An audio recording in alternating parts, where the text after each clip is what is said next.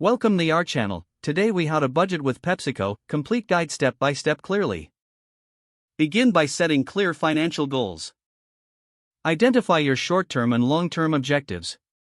Gather all necessary financial data, including income and expenses. List your fixed expenses, such as rent or mortgage payments. Next, outline your variable expenses, like groceries and entertainment. Analyze previous month's spending to spot trends. Create a spreadsheet or use budgeting software for organization. Allocate a percentage of your income to each expense category. Prioritize essential expenses before discretionary spending. Consider setting aside funds for unexpected costs. Review and adjust your budget regularly, ideally monthly. Involve family members in the conversation about budgeting. Utilize the resources and tools offered by PepsiCo for financial management. Stay disciplined and consistent with your budgeting plan. Monitor your progress to ensure you're on track.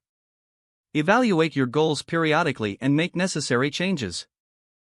Celebrate financial milestones to stay motivated.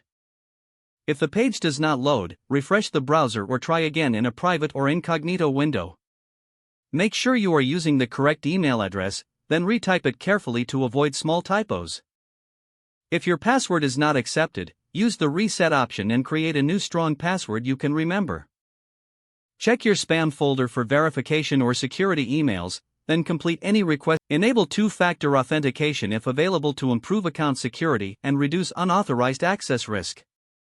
After signing in, review your profile details so your contact information and settings are accurate and current. If you see an error message, note it down and try again after restarting your device and internet connection. Log out when you finish, especially on shared devices, to keep your account and payment information secure. If the page does not load, refresh the browser or try again in a private or incognito window. Make sure you are using the correct email address, then retype it carefully to avoid small typos. If your password is not accepted, use the reset option and create a new strong password you can remember.